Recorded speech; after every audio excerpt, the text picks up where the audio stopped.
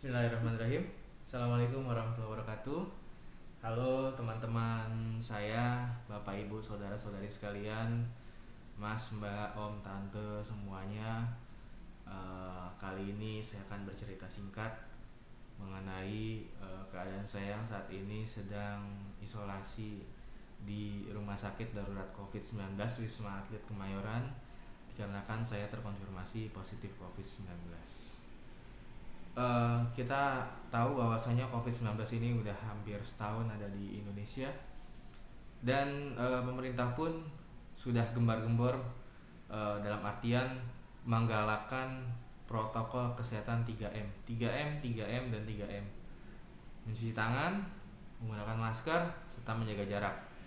Cuman apa dikata, ketika penyebaran virus itu sudah makin meluas, makin masif, kita pun tidak bisa menolak virus itu ada di dalam diri kita dan berpotensi menularkan kepada orang-orang yang lain. Oleh karena itu saya di sini akan bercerita singkat tentang kronologi awal kenapa saya bisa masuk ke Wisma Atlet hari ini, tanggal 7 Januari 2021. Itu berawal ketika tanggal 19 Desember 2020, tepatnya jam 1 malam dini hari. Kebetulan saat itu saya makan nasi box dari teman saya yang waktu itu selamatan nikahannya. Di situ saya mulai merasa ketika saya makan tenggorokan saya sakit, seperti ada radang atau apalah, ada benda asing mengganjal. Tenggorokan saya sakit, tapi saya berusaha abaikan dan saya bersugesti positif, nggak ada apa-apa. Akhirnya itu hari Sabtu dini hari berarti ya. Ketika Sabtu paginya itu saya mulai merasa flu disertai demam, tapi demamnya ini masih demam ringan gitu ya, belum berat. Nah, itu di hari Sabtu seharian, sorenya itu saya masih sempat bisa dagang cupang di depan karena kebetulan saya ada sedikit ya hobi lah gitu. Tapi saya dagang ini nggak bisa sampai selesai karena baru 1,5 jam saya ngerasa badan saya nggak enak banget. Waktu itu saya ngerasa udah pakai hoodie, pakai jaket, pakai sarung tangan pun saya rasa badan saya nggak enak. Akhirnya saya putuskan buat pulang ke rumah dan akhirnya di hari Minggu pagi ketika saya bangun tidur, saya nggak bisa beraktivitas secara normal sampai saya pun ibadah sholat subuh itu duduk karena saya ngerasa badan saya udah pegel banget di situ.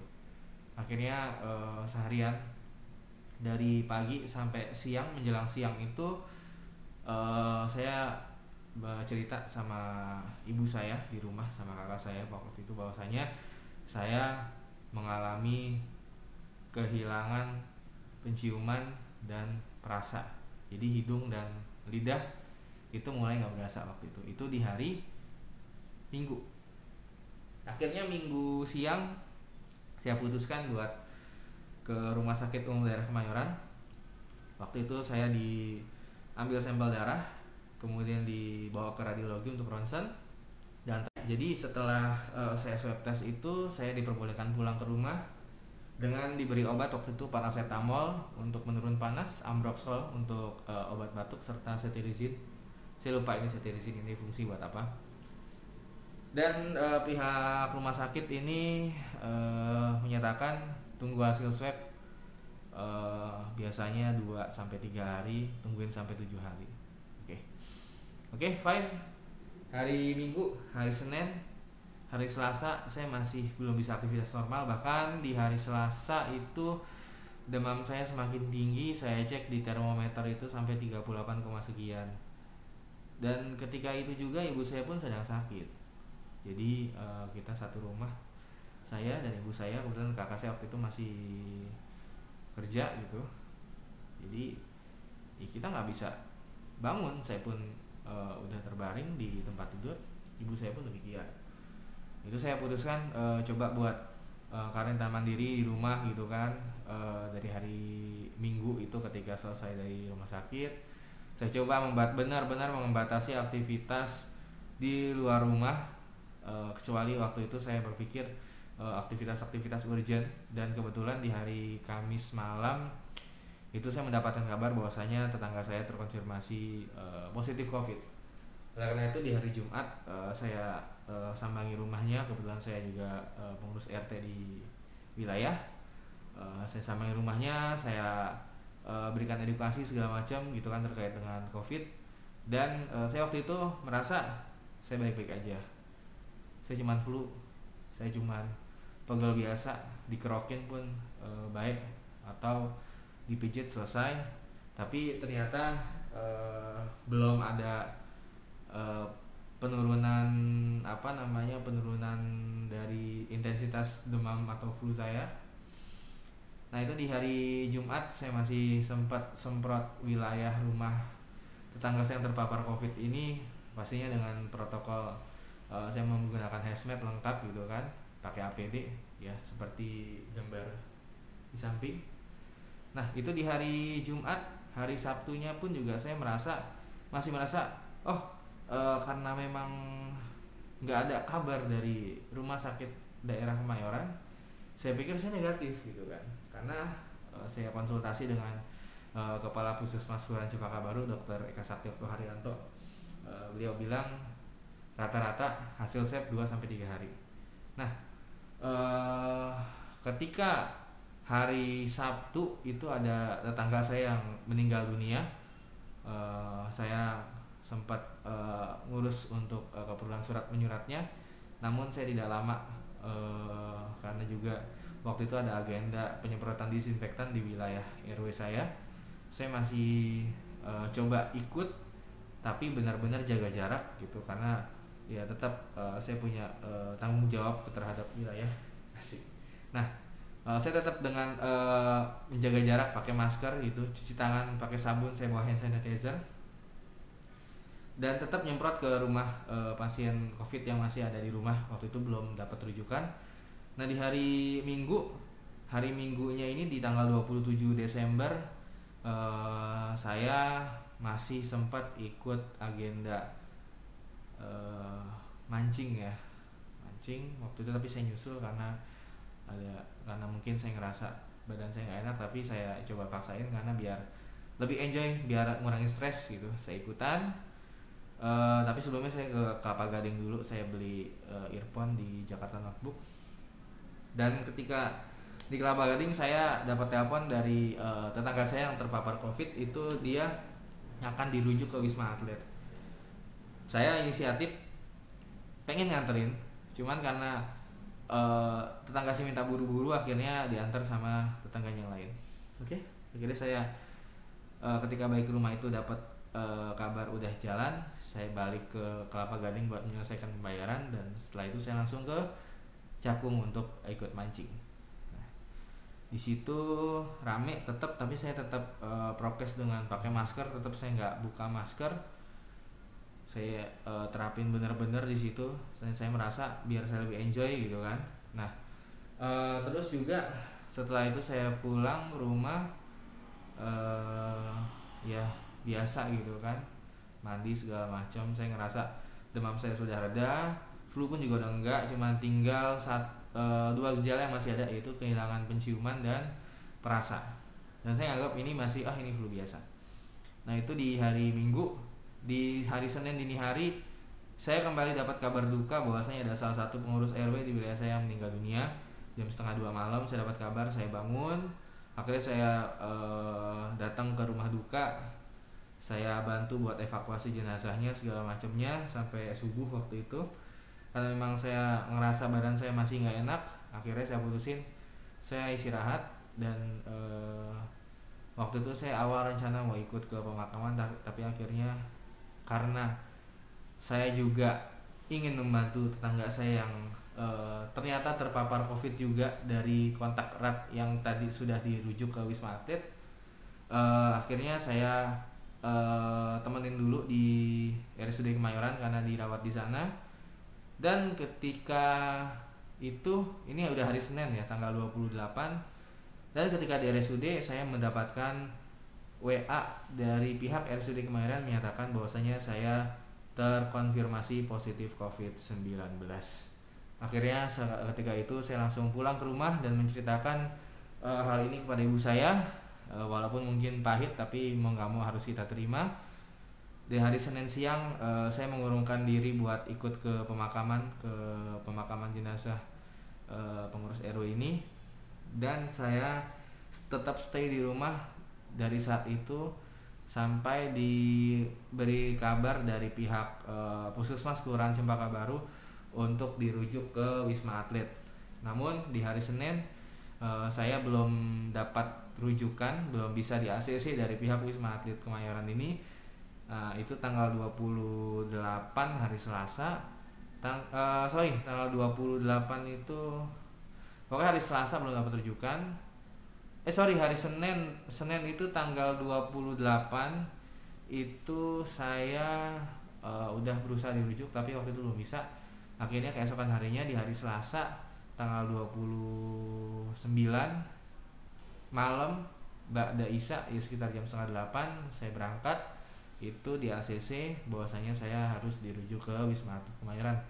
Akhirnya di tanggal 29 ya kan, kalau 20 27 Minggu, 28 Senin, iya 29 Desember malam saya dirujuk ke Wisma Atlet Kemayoran, yang sebelumnya saya sudah tiba di Puskesmas Kecamatan Kemayoran dengan menggunakan aplikasi daring, ojek daring. Kemudian dari Puskesmas Kemayoran kita naik ambulan ke Wisma Atlet. Nah, babak baru dimulai ketika di Wisma Atlet ini. Saya tiba di sini sekitaran jam 9 malam. Saya menunggu di bawah di IGD, instalasi gawat darurat. Namun mungkin karena pasien waktu itu juga membludak, akhirnya harus menunggu beberapa saat sampai jam 12:30 itu baru dapat ke kamar. Dan akhirnya jam 12:30 malam, 12:30 dini hari tanggal 30 Desember 2020 saya resmi masuk ke kamar Tower 6 lantai 12, kamar 6 Wisma Atlet Kemayoran. Nah, itu di tanggal 30 ya, berarti 30 pagi itu saya sudah di screening baik via WhatsApp dari tim surveillance COVID-19 di Wisma Atlet maupun dari perawat ruangan. Dan di pagi itu juga pun sudah mulai treatment untuk pemberian obat ya. Nah, di pagi hari itu udah kita menjalani hari pertama di Wisma Atlet ya. Kita makan pagi, sarapan, minum obat, tensi darah, dan hari pertama itu kita udah disuruh buat cek ronsen ya, radiologi paru-paru kita. Nah, dari situ sudah mulai terpola baik dari makan, minum obat semua. Di tanggal 31 cek darah, ambil sampel darah di tangan. Nah, kemudian setelah itu hari pertama, kedua, ketiga, keempat, kelima sampai hari ini hari ke hitungannya sih hari ke-9 ya. Hari ke-9 saya di sini alhamdulillah telah menjalani swab test tadi pagi. Tepatnya tanggal berapa sekarang? Tanggal 7 Januari 2021. Alhamdulillah udah swab test, tinggal nunggu hasilnya. Mudah-mudahan besok hasilnya negatif dan bisa kembali ke rumah. Mungkin ini sedikit cerita runutan kronologi daripada COVID-19 yang tertular kepada saya. Saya juga nggak tahu ini dapat virus COVID ini dari mana. Cuman saya berusaha buat mereview sebelum tanggal 19 saya kemana-kemana aja gitu kan. Saya mungkin sebelumnya saya sempat ke Parung, ke Bogor, tepatnya ke Pasar Ikan Hias Parung di hari Kamis. Kemudian saya hari Kamis tanggal 17 itu langsung ke Serpong, tepatnya ke Mall Sumarekon Serpong, karena waktu itu ada pameran ikan cupang. Saya ketemu sama teman-teman saya di sana. Kemudian di tanggal 18 saya berangkat ke Bekasi karena waktu itu saya mau servis lampu LED. Terus juga waktu itu beli oleh-oleh beli souvenir lah, hadiah buat teman saya yang nikahan, dan saya mampir ke tempat kakak saya. Dan di hari Sabtunya ini, ketika Sabtu pagi ini, saya waktu itu masih sempat ke Parung juga, cuman waktu itu saya benar-benar nggak fokus, maksudnya ya karena mungkin badan udah mulai drop ya, dan juga hujan waktu itu, keadaan hujan. Tapi saya tetap paksain. Nah, ini dia yang kita jadi bahan apa ya, bahan renungan kita. Kita nggak tahu tertular dapat dari mana COVID ini. Oleh karena itu kita harus mawas diri banget. Apalagi di saat ini, hari ini tanggal 7 Januari 2021, kasus harian COVID-19 di Indonesia menembus angka 9.231. Ini adalah angka terbesar semenjak COVID-19 ada di Indonesia, dan dirilis waktu itu ketika tanggal 2 Maret 2020. Hari ini adalah kasus harian tertinggi. Tetap patuhin protokol kesehatan. Kita nggak perlu nunggu vaksin, atau jangan kita mempunyai pola pikir vaksin itu udah ada, ya udah kita bisa bebas hura-hura, kita bebas jalan-jalan, kita bebas mau ke gunung kayak ke pantai, ke kafe, ke mall, bioskop, nongkrong, whatever itu. Cuman ketika saat ini, ketika fasilitas kesehatan sudah kolaps, mau ditaruh di mana saudara-saudara kita, saudara sebangsa kita yang memang perlu fasilitas kesehatan yang lebih memadai, butuh ventilator, butuh oksigen, butuh ruangan, butuh kamar isolasi. Memang 80% orang di Indonesia itu yang terkena COVID tanpa gejala, tapi 20% yang terkena ini, itulah yang punya gejala, baik dari gejala ringan, sedang maupun berat. Yuk teman-teman semua, kita oleh karena itu mari teman-teman semua kita satukan kekuatan. Kita punya satu musuh bersama, yaitu pandemi COVID. Banyak dokter yang sudah kehilangan nyawanya, tenaga kesehatan yang sudah berjuang mati-matian sampai mereka mati. Tapi ketika kita menolak, kita ada mungkin dikatakan gak percaya sama COVID, gimana coba perasaan mereka?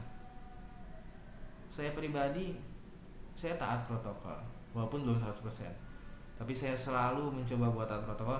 Tapi nyatanya kebobolan juga. 7 kali saya swab, saya pertama, kedua, ketiga, keempat, dan seterusnya negatif. Ketika saya ke-7, kebobolan juga. Ini jadi bahan pelajaran buat kita bersama. Yuk terapin protokol 3M di mana aja. Jangan sampai diri kita, keluarga kita, orang tua kita, istri kita, suami kita, tetangga kita, guru kita, teman dekat kita itu terpapar.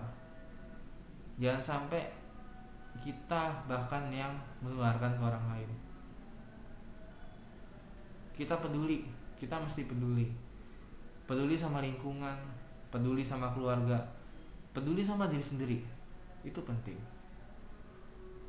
Jangan sampai pandemi ini berkelanjutan, membuat kolaps semua bidang, membuat kolaps semua aspek ekonomi, sosial, budaya, kesehatan, masyarakat. Jangan. Perjuangan tenaga kesehatan, perjuangan dokter sudah banyak. Tolong, lahan kuburan aja udah penuh. Tolong kerjasamanya teman-teman semua. Jangan sampai kalian masuk ke Wisma Atlet, jangan sampai kalian masuk ke ruang ICU, jangan sampai kalian meninggal dengan keadaan dibungkus dan diberi peti mati. Pelajaran banget buat saya. Ini bakal jadi pelajaran berharga seumur hidup saya yang akan saya ceritakan kepada anak cucu saya nanti. Saya yakin teman-teman semua punya niat maksimal, ikhtiar maksimal buat jaga kesehatan, buat jaga protokol kesehatan. Jangan sampai teman-teman semua terpapar. Oke lah, mungkin ada teman-teman yang anggap, oh gue masih muda, gue nggak punya penyakit, toh kalau gue kena gue masih bisa sehat, masih bisa sembuh. Oke, fine. Cuman ketika kalian tanpa sengaja menularkan kepada orang-orang yang punya komorbid, punya penyakit penyerta, orang-orang lansia, itu yang sangat bahaya. Please, kita hadapin pandemi ini bareng-bareng. Jangan egois bro, tolong. Berapa banyak saudara kita yang udah meninggal, berapa banyak saudara kita, tetangga kita yang udah kena. Tolong jadikan pelajaran. Ini pelajaran berharga. Saya yakin Indonesia akan bangkit, saya yakin pandemi akan berakhir, saya yakin semua dalam keadaan sehat-sehat aja. Baik, mungkin demikian kronologi saya sampai Wisma Atlet, dan saya berharap mudah-mudahan besok hasilnya keluar negatif dan saya bisa kembali ke rumah. Amin. Kita sama-sama berdoa mudah-mudahan pandemi COVID-19 segera berakhir di Indonesia, dan saudara-saudara kita yang terkena, baik yang sembuh ataupun yang meninggal, kita doakan mudah-mudahan yang meninggal arwah almarhumah insya Allah mati syahid, mati jalan Allah Subhanahu wa Ta'ala. Amin ya rabbal alamin. Dan untuk survivor yang sedang berjuang, untuk penyintas COVID yang sedang berjuang, tetap semangat. Kita lawan sama-sama COVID-19. Tetap protokol 3M, menggunakan masker, mencuci tangan, sedang menjaga jarak. Dan juga saya berharap pemerintah bisa meningkatkan 3T, tracing, treatment, sama testing ya pastinya. Tolong kapasitas testing diperbanyak, pun juga tracing dan juga treatment ya pasti. Mari sama-sama kita tekadkan niat, kita niatkan yang sungguh-sungguh, kita sugestikan bahwasanya COVID-19 akan berakhir di Indonesia. Terima kasih. Selamat pagi, selamat siang, selamat sore, selamat malam. Assalamualaikum warahmatullahi wabarakatuh.